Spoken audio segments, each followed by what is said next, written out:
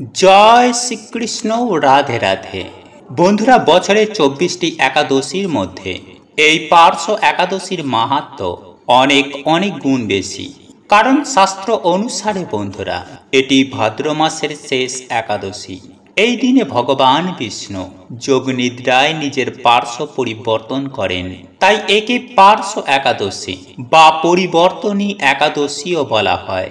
শাস্ত্র বলছে বন্ধুরা, এই একাদশী পালন করলে সামান্য কিছু কার্যে বা পার্শ্ব একাদশীর ব্রত কথা শ্রবণের মাধ্যমে সেই ব্যক্তির জীবনে সুখ শান্তি সমৃদ্ধিতে ভরিয়ে দেন।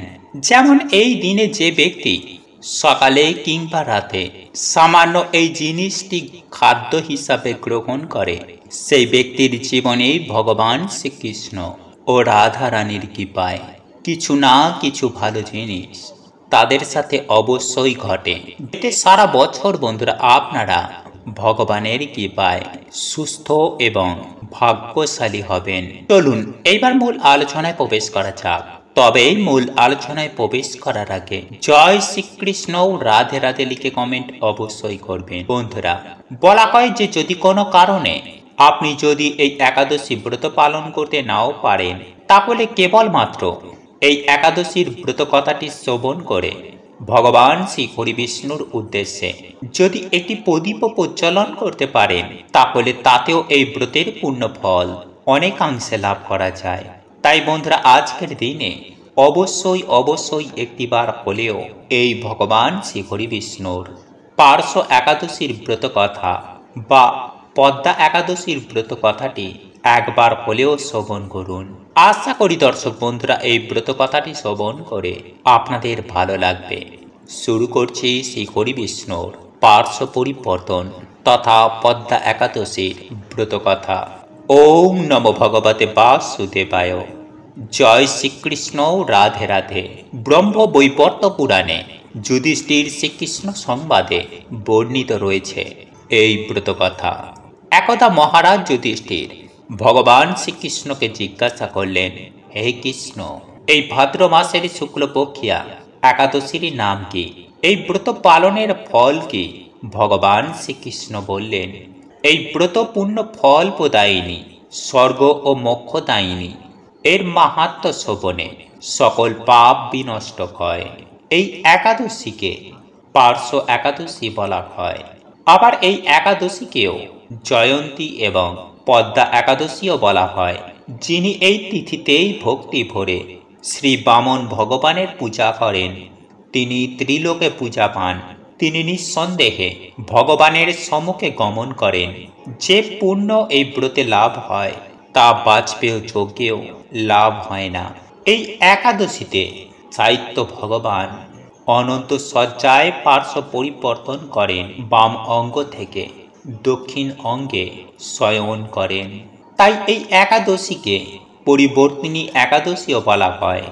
যুধিষ্ঠির মহারাজ বললেন, হে জনার্দন, এই সকল কথা শুনে আমার বড় সন্দেহ হয়।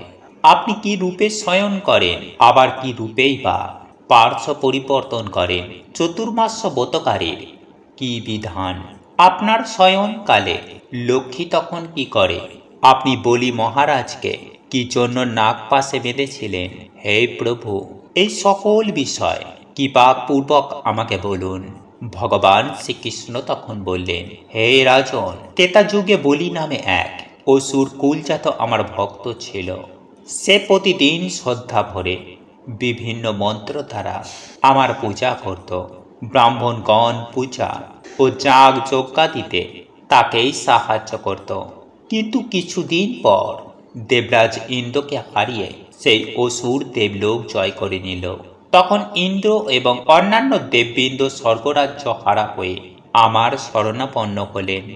দেবমাতা অদিতির পয়ব্রত পালনে আমি তার পুত্র রূপে দেবকার্য সাধনের জন্য বামন রূপ ধরে ব্রহ্মচারীর বেশেই তৎক্ষণাৎ বলির নিকট ভিক্ষা চাইলাম। সে আমায় পুজো করে আমার অভিরুচি অনুযায়ী ভিক্ষা দিতে চাইল। অগত্যা আমি তার নিকট ত্রিপাদ ভূমি আশা করলে সে আমায় তা দিতে সম্মত হল। তখন আমি এক পদ দ্বারা মর্তভূমি আর অন্য পদ দ্বারা ঊর্ধ্বলোক গ্রহণ করি, তৃতীয় পদের জন্য স্থান চাইলে। বলি মহারাজ তখন নিজের মাথা পেতে দিয়েছিল। তার নম্রতায় ও শ্রদ্ধায় সন্তুষ্ট হয়ে আমি তাকে আশীর্বাদ করেছিলাম, হে বলি, আমি সব সময় তোমার নিকট থাকব। ভাদ্র মাসের শুক্লপক্ষিয়া একাদশীর দিন আমার অর্থাৎ বামন দেবের 3 মূর্তি বলির আশ্রমে স্থাপিত হয়, আর দ্বিতীয় মূর্তি ক্ষীরসাগরে অনন্ত শয্যায় শায়িত অবস্থায় স্থাপিত হয়েছে। তাহলে স্বয়ং থেকে উত্থান একাদশী এই 4 মাস কাল চতুর্মাস্য ব্রত নামে পরিচিত। এই সময়ে ভগবান অনন্ত শয্যায় শায়িত থাকেন। এই চাতুর্মাস্যকালে আমার আরাধনা এবং প্রতিটা একাদশী নিষ্ঠার সাথে যদি কেউ পালন করে থাকে, তাহলে তার ভাববন্ধন ক্ষয় ও আমাতে ভক্তির উদয় হয়, অন্তে আমার ধাম প্রাপ্তি হয়। এই একাদশীর ব্রতকথা শ্রবণেও জীবের সকল পাপ বিনষ্ট হয়। এই বলে ভগবান শ্রীকৃষ্ণ পার্শ্ব পরিবর্তন তথা পদ্মা একাদশীর ব্রতকথাটি সমাপ্ত করলেন। যুধিষ্ঠির মহারাজ ধন্য হলেন। তাই বন্ধুরা, আজকের দিনে ভগবান শ্রীহরির এই একাদশীর ব্রতকথাটি একবার হলেও শ্রবণ করুন এবং তার উদ্দেশ্যে একটি প্রদীপ প্রজ্বলন করুন। তাই বন্ধুরা, আপনাদের পক্ষে যদি সম্ভব হয়, যদি আপনারা সামর্থ্য হন, তাহলে আপনারা আজকের দিনে এই একাদশীর ব্রতটি অবশ্যই করুন। আর যদি এই ব্রত কোনো কারণে করতে না পারেন, তাহলে কেবলমাত্র এই ব্রতকথাটি শ্রবণ করে ভগবান শ্রীহরির উদ্দেশ্যে একটি প্রদীপ অবশ্যই প্রজ্বলন করুন এবং রাতে ঘুমানোর আগে এই ব্রতকথাটি আরও একবার শ্রবণ করুন। বলা হয়, রাতে ঘুমানোর আগে এই ব্রতকথা শ্রবণ করলে নাকি সকালেই সুখবর আসে। হ্যাঁ বন্ধুরা, এই পূর্ণ পবিত্র রাতে যদি ভগবান শ্রী হরি বিষ্ণুর চিন্তায় নিজেকে নিয়োজিত করা যায়, তাহলে পরম শান্তি লাভ হয়।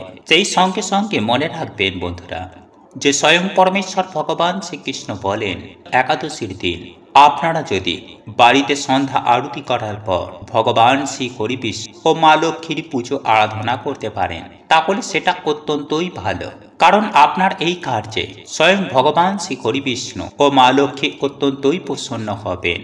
তবে সেই সঙ্গে আজ সন্ধ্যার পর আপনারা যখন ভগবানের পুজো আরাধনা করবেন, তখন অবশ্যই তুলসী পাতা, মাখন এবং মিছরি অবশ্যই নিবেদন করবেন। সেই সঙ্গে আপনারা 2টো ধূপকাঠি জ্বালিয়ে দেবেন ভগবানের কাছে, কর্পূর জ্বালিয়ে আরতি প্রদান করবেন এবং হাতে একটি টাকা নিয়ে ওম নমো ভগবতে বাসুদেবায় নমঃ এই মন্ত্রটি 3 বার জপ করবেন এবং এই হাতের টাকাটি নিয়েই আপনারা আপনাদের মনোবাসনা এবং মনোবাসনা জানানোর পর আপনার হাতে থাকা একটি 1 টাকার কয়েনটি নিয়ে আপনার কপালে, আপনার 2টো চোখে এবং আপনার বুকে একবার স্পর্শ করাবেন। তারপর এই টাকাটি ভগবান শ্রী হরি বিষ্ণু নতুবা মা লক্ষ্মী কিংবা পরমেশ্বর ভগবান শ্রীকৃষ্ণের চরণে এই 1 টাকার কয়েনটি নিবেদন করবেন এবং পারলে এই সময়ে অবশ্যই লক্ষ্মী পাঁচালী পাঠ করবেন।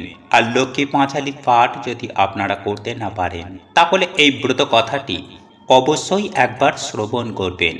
বন্ধুরা, এইভাবে আপনারা সন্ধ্যার পর ভগবানের পুজো আরাধনা করবেন। এরপর আপনাদের কাজ হবে, রাতে ঘুমাতে যাবার আগে আপনারা যে সব ফল ও মিষ্টি ভগবানের নৈবেদ্য হিসাবে নিবেদন করেছিলেন, সেগুলি সম্পূর্ণ সমস্ত কিছুই তুলে নেবেন এবং পরিবারের সকল সদস্যজনকে নিয়ে সেই মাখন, মিছরি, তুলসী পাতা এই সমস্ত কিছুই সপরিবারে যদি খাদ্য হিসাবে গ্রহণ করতে পারেন, তাহলে সারা বছর আপনারা সুস্থ ও নিরোগ থাকবেন। সেই সঙ্গে ভগবানের আশীর্বাদে সারা বছর আপনাদের জীবনে টাকার বৃষ্টি হবে। যাই হোক বন্ধুরা, এইবার আমি আপনাদেরকে জানিয়ে রাখি যে আজ এই পূর্ণ পবিত্র রাতে ঘুমাতে যাবার আগে আপনারা অবশ্যই মনে মনে এই মন্ত্রটি 3 বার উচ্চারণ করে তারপর ঘুমাবেন। দেখবেন এই রাতেই আপনারা সুফল দেখতে পাবেন। মন্ত্রটি হল, হে কৃষ্ণ করুণা সিন্ধু দীনবন্ধু জগৎপথে গোপেশ গোপিকাকান্ত রাধাকান্ত নমস্তুতে। বন্ধুরা, এই মন্ত্রটি 3 বার জপ করবেন এবং মনে মনে বলবেন, হে গোবিন্দ, হে হরিবিষ্ণু, আমি জেনে বুঝে না জেনে বুঝে যা কিছু পাপ করেছি, সমস্ত পাপ থেকে আমাকে ক্ষমা করুন। আমাকে এত সুন্দর জীবন দেওয়ার আপনাকে কোটি কোটি ধন্যবাদ জানাই। হে প্রভু, আপনি আমার পিতা মাতা, আপনি আমার ইষ্ট দেবতা। আপনার আশীর্বাদ আমার একান্ত কাম্য। আপনার আশীর্বাদের হাত আমার এবং আমার পরিবারের মাথার উপরে রাখুন। আমি আপনাকে কোটি কোটি ধন্যবাদ জানাই আপনার আশীর্বাদ আমার এবং আমার পরিবারের ওপরে রাখার জন্য। বন্ধুরা, আপনারা এই কথাটি অবশ্যই আজকে রাতে বলে ঘুমাবেন। দেখবেন এতে ভগবান শ্রী হরিবিষ্ণুর আশীর্বাদ, মা লক্ষ্মীর কৃপা দৃষ্টি আপনাদের সঙ্গে সাথে থাকবে। বন্ধুরা, আপনারা এই দিনে কিছু করুন বা না করুন, অন্তত পক্ষে 1 টাকার একটি কয়েন কোনো কৃষ্ণ মন্দিরে বা প্রভু জগন্নাথ দেবের কাছে কিংবা আপনার বাড়ির তুলসী তলায় দান করুন। তাহলে দেখবেন মাতা তুলসী মহারানীর আশীর্বাদে, ভগবান শ্রীকৃষ্ণের আশীর্বাদে অর্থ, সুখ, সৌভাগ্যে আপনার বাড়ি ভরে উঠবে। হ্যাঁ বন্ধুরা, যেখান থেকেই হোক না কেন আপনার হাতে প্রচুর প্রচুর পরিমাণে অর্থ আসবে, যা গোনার জন্য আপনাদেরকে চাকর রাখতে হবে। বন্ধুরা, আমাদের এই জগতে এমন অনেক মানুষ দেখা যায় যারা বিভিন্ন রকম ভাবে মানসিক চিন্তায় ভোগেন। আবার কারো কারো জীবনে চরম অশান্তিও দেখা যায় এবং এরই পাশাপাশি যাদের আর্থিক সমস্যা রয়েছে তাদের প্রত্যেকের উদ্দেশ্যে বলে রাখি যে আপনাদের জীবনে যদি এই সকল সমস্যা থেকে থাকে তাহলে আজকের ভিডিওটি অবশ্যই আপনার জন্য। বন্ধুরা, এই সমস্ত সমস্যা আপনারা যদি দূর করতে চান তা আপনারা এই উপায় বা ক্রিয়াটি করতে পারেন। সুপ্রিয় দর্শক বন্ধুরা, এই উপায় বা ক্রিয়াটি করার জন্য আপনাকে যেটি নিতে হবে সেটি হলো একটি ছোট্ট লাল কাপড় এবং 3 কোয়া রসুন। হ্যাঁ বন্ধুরা, আপনারা একেবারে ঠিকই শুনেছেন। এই দুইটি উপকরণ দিয়েই আপনি পারবেন আপনার জীবনে থাকা সমস্ত প্রকার সমস্যার সমাধান ঘটাতে। বন্ধুরা, এই উপায় বা ক্রিয়াটি করার জন্য আপনাকে যেটি করতে হবে, সন্ধ্যাবেলায় শুদ্ধ বস্ত্র পরিধান করে নিজেকে শুদ্ধ করে নিয়ে সংগ্রহ করে রাখা 3 কোয়া রসুনকে সর্বপ্রথমে খোলাটি ছাড়িয়ে নিতে হবে। তারপর একটি ছোট্ট লাল কাপড়ের মধ্যে ওই 3 কোয়া রসুনকে ওই লাল কাপড়ের মধ্যে রেখে একটি পুঁটুলি করে সাদা সুতো দিয়ে বাঁধুন। তারপর আপনি রাত্রেবেলায় ঘুমাতে যাওয়ার আগে আপনি যে বালিশে মাথা দিয়ে ঘুমান সেই বালিশের নিচে ওই রসুন ভরা পুঁটুলিটি আপনি রেখে দেবেন। বন্ধুরা, আপনার বাড়ির কোনো সদস্যর জীবনে যদি এই রকম সমস্যা দেখা যায় তাহলে কিন্তু আপনি তার বালিশের নিচেও এই রসুন ভরা পুঁটুলিটি রেখে দিতে পারেন। আর যদি আপনার জীবনে এই রকম কোনো সমস্যা থেকে থাকে তাহলে আপনি অবশ্যই আপনি নিজেও নিজের বালিশের নিচে এই 3 কোয়া রসুন ভরা পুঁটুলিটি রেখে ঘুমান।